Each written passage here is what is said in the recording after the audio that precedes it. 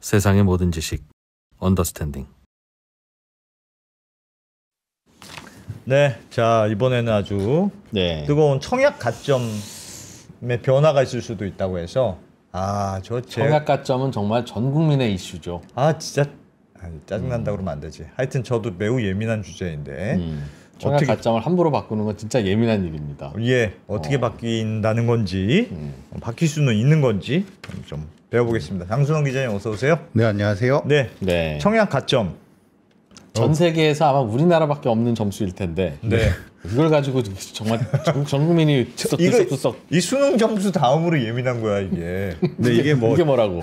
정부의 방침은 아니고 이제 먼저 말씀드릴 게 국회 입법조사처에서 나온 보고서인데 이런 방안도 한번 생각해 보면 어떻겠느냐라는 취지. 이런 생각 한번 해봅시다. 네. 아직 확정된 건 아니고 알겠어요. 아무튼 괜히 긴장했네. 그래도 드러나 봅시다. 이게 청약 가점제라는 게 지금 시행이 되고 있는데요.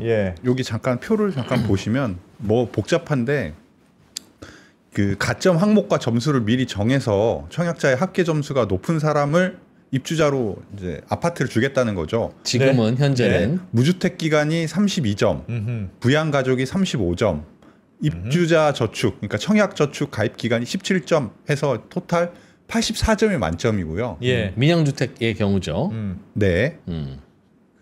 저희가 보통 4인 가족들이 많은데 4인 가족인 경우에 이제 이 점수를 다 채우면 한 69점 정도 받을 수 있습니다. 그 정도 이게 돼 있고 그래서 어쨌건 지금의 현재 청약 제도는 청약 가입 기간이 길고 뭐 무주택 기간이 길고 부양 가족 수가 많을수록 그러니까 뭐 40대 이상 중장년층에 좀 유리하고 청년이나 신혼부부 같은 계층에게 좀 불리한 구조다. 뭐 이런 비판이 좀 있습니다.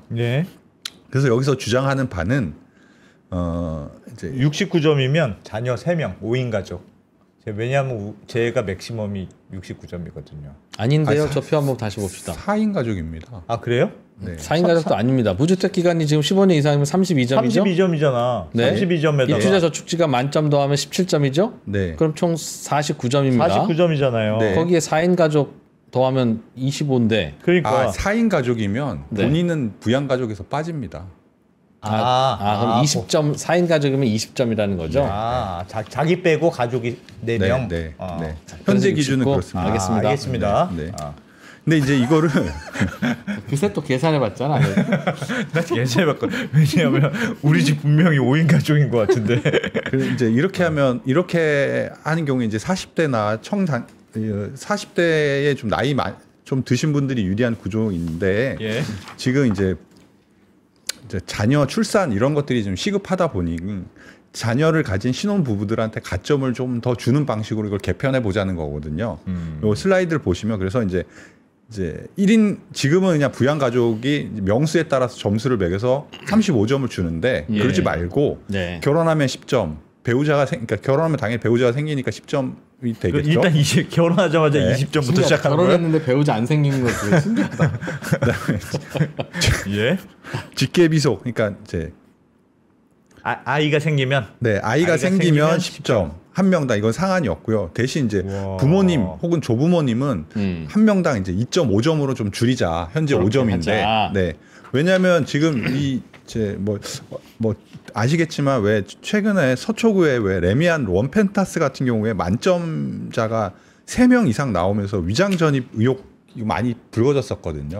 진짜 부모님 모시고 살았다는 말이야 정말? 그러니까 그거는 84점을 받으려면 부부가 부모님을 모시고 자녀 셋을 키워서 17년 동안 뭐 셋집을 이제 전전하면서 이제 해야지 84점 맞을 수 있거든요. 그렇죠. 그게 가능하냐? 그러니까 위장 전입이 아니냐? 뭐 이런 얘기들이 많이 있었거든요. 그 조사에서 꽤 위장 전입 사례가 꽤 나온 것 같던데. 위장 전입 진짜 많습니다. 생각보다.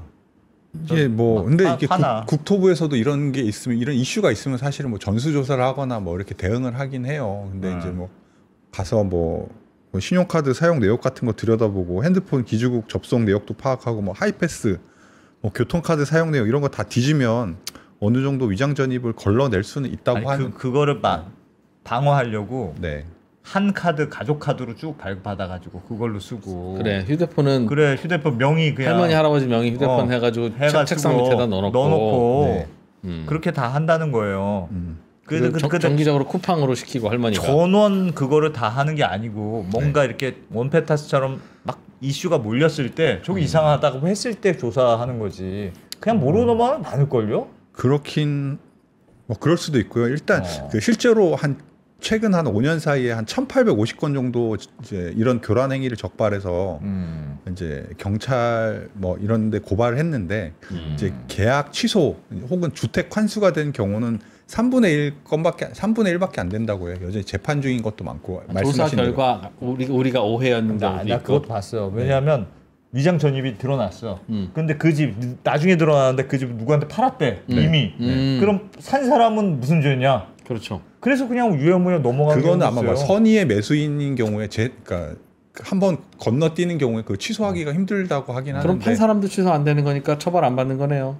그러니까 그 경우는 제가 좀 확인해 보겠습니다. 하여튼 그래서 한 3분의 1밖에 제대로 환수가 안 되고 나머지는 지금 뭐 재판을 진행하든지 아니면 말씀하신 대로 그렇게 그래서 제3자까지 넘어가 있는 경우가 많다고 합니다. 막판에 자꾸 하니까 차라리 점수를 그냥 낮춰보면 어떠냐. 이거 자꾸 위장 전환이 많으니. 그러니까 애 하나만 있어도 30점을 줌으로써 희망을 갖게 하자. 네. 어차피 우리는 4인 가족, 5인 가족 돼야 된다고 생각하면 하나도 안 낳으니까 하나만 낳으면 거의 그냥 뭐 목표점에 도달할 수 있게. 실제로 여기 서울 같은 경우에 화면 잠깐 보여주시면요.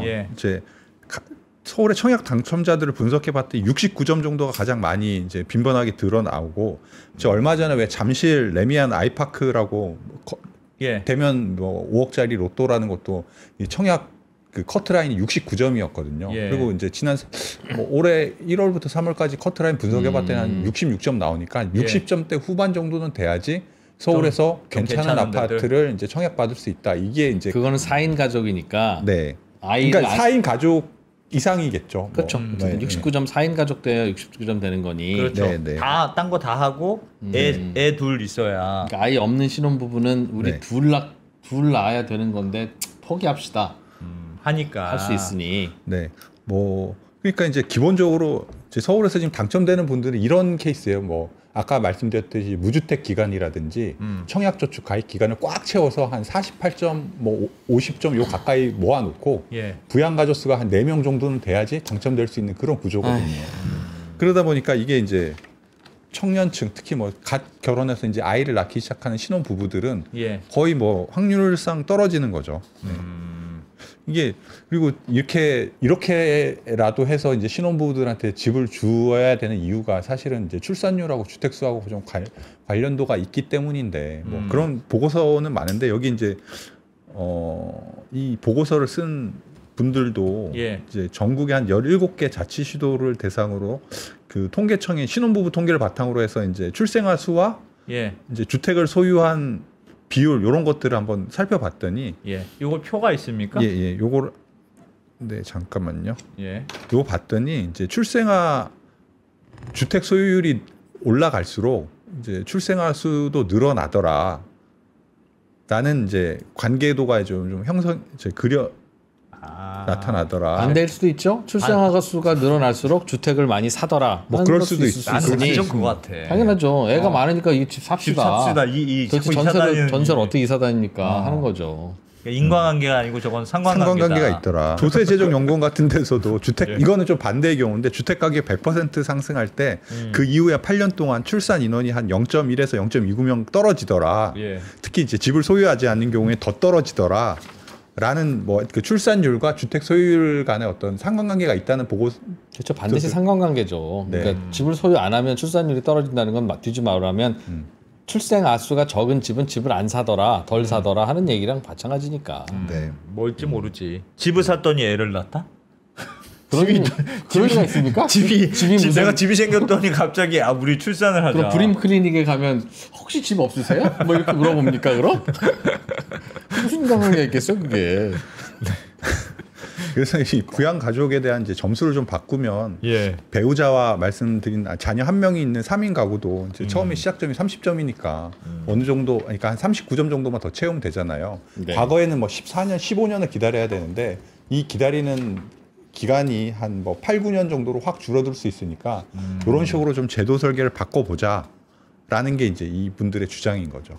그렇게 하면 그럼 결혼하고 자녀 1명, 2명 낳을 때마다 점수가 팍팍 올라가니까 그러면 그나마 불만이 좀 덜하거나 혹은 출산율에 조금 영향을 미치지 않을까 기대한다. 네. 근데 저 궁금한 게 있습니다. 네. 얼마 전까지만 해도 왜 네. 지금의 청약제도가 네. 너무 자녀 있는 사람들한테 유리하게 돼 있어서 네. 우리 1가구 주택은 무슨 우린 뭐냐 대체. 그래서 무슨 뭐 당첨제 만들고 뭐 그 비율을 높여 그런 거 하지 않았어요? 그거 한 지가 그렇게 오래 안 된 것 같은데. 네. 아닙니까? 그러니까 이렇게 하면 이 사람들이 불만, 이렇게 하면 저 사람들이 불만 왔다 갔다 하는 거예요. 원래 아들하고 아버지하고 당나귀 타고 다니면 아들이 타고 다니면 저 버르장머리 없는 자식 아버지가 타야지라고 하고 아버지가 타고 가면 저 애를 걸리고 아버지가 탄다고 저 나쁜 어른이라고 그러고 둘 다 내리면 뭐하러 쓸데없이 당나귀를 두고 같이 걸어가냐 그러고 둘 다 타면 당나귀 힘들다 그러고 어떻게 된 거예요? 그 정부의 공식 입장은 바뀐 그 원래 1인 가구들이 청약 기회에서 배제된다고 해서 예. 작년인가 제도를 좀 바꿔서 예. 소형 평수일수록 이 가점 제도 말고 추첨 제도로 한 20%인가 그 맞아요. 민영주택의 경우에 예. 그렇게 늘리긴 했어요. 그게 이제 정부의 공식 입장인 거고 지금도 정부의 공식 입장 뭐 이런 주장이 나오긴 했지만 예. 이게 청약 제도라는 그 가점 제도라는 게 이게 이제 어떻게 보면 전체 파이는 정해져 있는데 이쪽 출산 가구 쪽에다 페이버를 많이 주면 이쪽 1, 2인 가구라든지 뭐 혹은 청약저축 가입 기간이 긴 가구들이 좀 불리해지지 않겠느냐 뭐 이런 기본적인 입장은 갖고 있어요. 예. 그러니까 지금은 네. 애가 둘은 있어야 당첨이 되는 상황이니 제도를 좀 바꿔서 애를 하나만 낳아도 당첨될 수 있도록 해서 애를 낳도록 좀 유혹해 보자. 이제 그러니까 좀 전에 애가 둘인 분들 입장에서는 불리해지는 결과네요. 이렇게 하면 그죠? 애 둘 해서 무주택 만들어서 69점 만들어 놨더니 누구는 애 하나만 가지고도 69점 되게 섞자는 얘기잖아요. 근데 애기가 한 명 있으면 69점 되기가 힘들죠. 왜냐하면 이제 그 기간을 많이 늘려야 되니까. 무주택 기간이 그나마 짧으니까. 무주택 기간은 결혼 후 무주택 기간인 건가요? 그런가 보죠. 그러니까 결혼을 안 했으면 만 30세부터 카운팅이고 결혼을 그러면 어차피 무주택 기간이 길어지니까 10몇 년 돼야 되니까 나이는 좀 있어야 되니까. 네. 그러면 의미 없네요. 이거는 이렇게.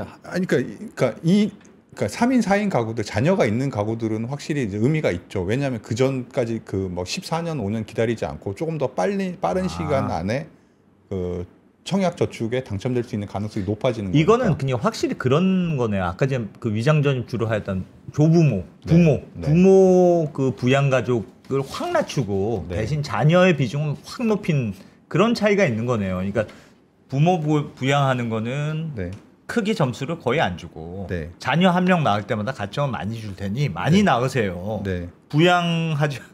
부양은 별로 신경 쓰지 말고 자녀를 많이 낳으세요. 요거 저기 슬라이드 그런 점수의 제도이네요. 맞아요. 요 슬라이드 잠깐 보여주시면 지금은 이제 4인 가족 69점을 받으려면 이제 아까 말씀드렸듯이 배우자랑 자녀 2명 있어서 20점을 받고 무주택 기간 점수가 15년에서 32점, 청약 통장 가입 기간 15년에서 17점 받아야지 69점. 만점이죠. 그래야지 69점을 받을 수 있는데 만약에 이렇게 제도를 바꾸면 같은 가족인데도 점수가 40점으로 오르고 무주택 기간 점수가 이제 8년하고 청약 8년에서 9년 정도만 있으면 69점을 맞을 수 있으니까 이게 확 줄어드는 거죠. 그러네. 짧아도 저 점수 때까지 금방 간다. 예전 같으면 저렇게 젊은 분들 무주택 기간 짧고 청약통장 가입 기간 짧은 분들은 택도 없었는데 근데 저러면 이제 이렇게 69점 다 채워놓고 기다리는 분들이 안 된다고 하겠죠. 그럴 가능성이 어떻습니까? 저렇게 제도를 바꿔서 본인의 번호표가 뒤로 밀리면 어떻게 생각하십니까? 매우 곤란. 다시 한번 생각해봐야 될 것 같습니다. 그러니까 이게 참 근데 저도 거기에 밀려요. 조부모 부양하는 직계존속. 안 기자가 정확하게 봤듯이 앞으로도 부양가족 수가 많으면 혜택이 많도록 할 건데 부모님 모시는 것도 똑같이 카운트는 안 된다. 그렇지. 애 하나 낳는 게 더 중요하도록 중요한 시대다. 가중치를 바꾸겠다는 게 핵심이네요. 그런 것 같아요. 점점 부모님은 이제 모시는 거 아닌 걸로 이제 우리 사회가 그렇게 그냥 규정하고 가는 것 같습니다. 모셨다고 하면 거짓말이라고 하고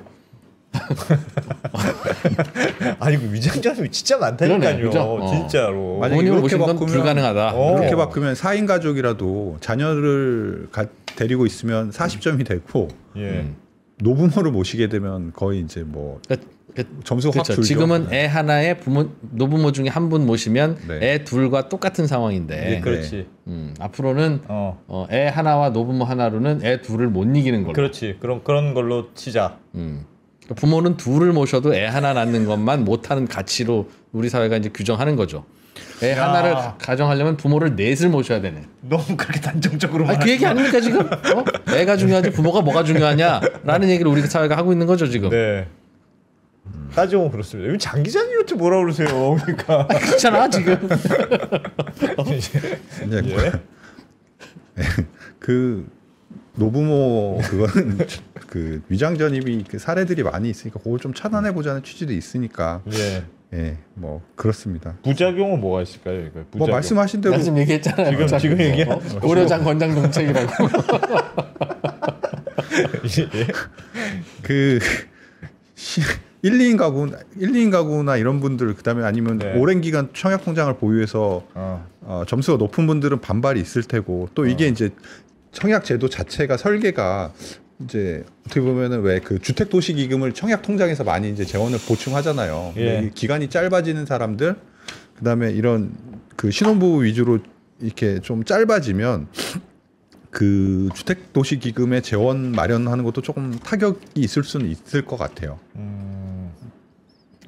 청약 통장 안 만든다 이렇게 하면 아니 안 만든다기보다는 이제 좀 짧아질 거지 않습니까? 통약 통장이 긴 분들이 이제 유리한 시스템에서는 청약 통장 오래 유지하고 많이 불입하는 게 유리하잖아요. 이제 앞으로는 굳이 그렇게 안 해도 낼름 당첨되고 깨고 가는 경우가 있을 수 있으니 아이를 빨리빨리 낳으면 그러니까 그렇죠. 15년 만에 그냥 깨고 갈 수도 있고 10년 만에 당첨될 수도 있으니까. 청약제도 아무리 생각해도 좀 이상한 것 같아요. 전 세계에서 우리나라밖에 없는 제도 좀 없앱시다. 예전에는 청약 통장에 국민들이 넣는 돈이 아쉬울 때 그럼 뭐라도 혜택을 줘야 되는데 줄 혜택 이런 거밖에 없으니까 아니야. 했던 건데. 아직 없애면 안 되고 이래서 못 없애는 거예요. 저 같은 분들 때문에. 아까 저기에서도 안 대표 저 너그러운 안 대표조차 좀 생각해 보자고 하는 거라면 이거는 도입 즉시 국민들의 반발 때문에 안 된다. 그것도 맞는 말이네요. 쉽지가 않아요. 아니 이게 너무 그러니까 어떻게 보면 청약이라는 게 굉장히 큰 차익을 한꺼번에 주는 혜택처럼 돼버리니까 사실 그게 차이가 별로 없다고 하면 그냥 사거나 뭐 그러니까 완전 새 아파트를 받거냐 아니면 새 아파트 비슷한 걸 그냥 제값 주고 살 거냐 그냥 딱 그 차이만 있으면 모르는데 가격이 낮잖아요. 그러니까 그게 분양가 상한제 때문에 그러는 건데 그러지 말자고요. 왜 시중에 20억 하는 아파트를 왜 15억에 주냐고요. 그분이 뭐 잘했다고. 그러니까 뭘 잘했습니까? 한 5년 후에 없애는 걸로. 아니 그게 뭘 잘했다고 그걸 그렇게 수억씩 갖다 줍니까? 그거 그 정부가 환수하면 환수할 수 있는 거고 공공주택이면 민간이면 민간이 가져갈 수 있어야 사업성이 되니까 한 차라도 더 지어지지. 그냥 이상한 의미 없는 로또 하나 만들어 놓고 무주택을 유지하는 것을 다들 그렇게 해서 집값을 잡으려고 넘기니까 그분들이 계속 쌓이잖아요. 그런 분들이. 계속 쌓이니까 못 없애는 거예요. 이 제도를.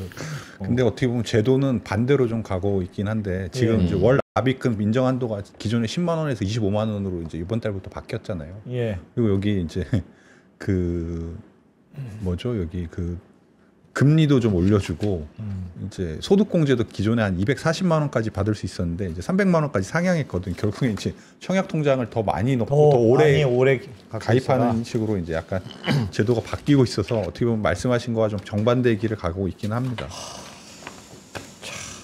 그런 과정에 이제 저출산을 막아보기 위해서 이 청약 가점을 좀 건드려보자라고 하는 그런 아이디어가 있다. 근데 뭐 청약 통장의 존폐 자체까지 뭐 크게 거론하지 않고 종전의 제도를 유지한다면 이렇게 그냥 바꿔보는 건 어떻게 생각합니까? 저는 취지 자체는 그러니까 제가 계속 말씀드렸잖아요. 이게 진짜 위장 전입이 많은 것 같아요. 되게 부모님 위장 전입이 실제로 그런 사람들을 가점 주는 취지야 좋죠. 왜 많을 것 같습니까? 점수를 몇 점이라도 더 받으려고. 그러니까 그분들이 진짜 모실 수도 있잖아요. 진짜 모실 수도 있는데 이 점수의 가점이 워낙 높고 그리고 적발이 잘 안 되는 것 같아요, 다. 다 진짜 모시니까 적발이 안 되죠. 아니라니까. 그러니까 본인이 야 설마 모실 리가 직접 모실 리가 없어라고 판단하는 근거는 뭐예요? 모시지 않는 그런 사례가 저는 정말 많은 것 같습니다. 제 주변에서도. 그래서 정말 많은 것 같고, 그러니까 그 점수 때문에 이게 게다가 국토부가 무슨 조사권도 약간 국세청처럼 진짜 막 이렇게 실시간으로 그렇게 안 하잖아요. 그러니까 그냥 넘어가는 사례들도 많고, 물론 걸리면 뭐 어떻게 취소도 되고 이런저런 불이익을 받겠습니다만. 그래. 그래서 이 제도가 좀 이상하다. 할 거면 제대로 철저하게 하든지 그 제도를 취지를 하려면. 그래서 이렇게 부양 그 자녀를 그렇게 하기는 어려우니. 예전에는 부양가족 수 많은 분들은 더 힘든 분들이라고 생각해서 그렇지만 요즘 이것 때문에 당첨되는 분들은 이른바 그 70몇 점으로 당첨되는 강남의 뭐 20몇 억 아파트 30 아파트잖아요. 아니 그분들이 우리 사회가 배려해야 될 서민과 어려운 사람들이냐고요. 부양가족 많다는 이유로 캐시가 얼마나 많이 모여야 되는데.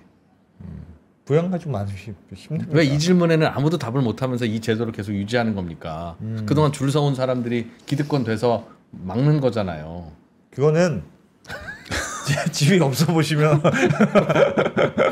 그렇게 강하게 주장하기가 어렵습니다. 네. 네. 그래서 참 어렵네요. 진짜 좀 뭔가 좀 이상한 건 아는데 어느 순간 끊어야 되는데 어느 순간 끊기가 참 어려운 것 같아요. 청약제도는. 저는 그 친환경 정책의 일환으로 당근이나 중고나라 이용할 때마다 포인트를 쌓아서 요걸 청약 가점으로도 활용할 수 있게 해주면 진짜 친환경이 될 것 같습니다. 뭐든지 자꾸 사고 당근으로 나눠 쓰고 아껴 쓰고. 알겠습니다. 이런 얘기도 나오고 있다. 청약 가점제는 역시 뜨겁구나. 네, 장성호 기자님 잘 들었습니다. 네, 고맙습니다.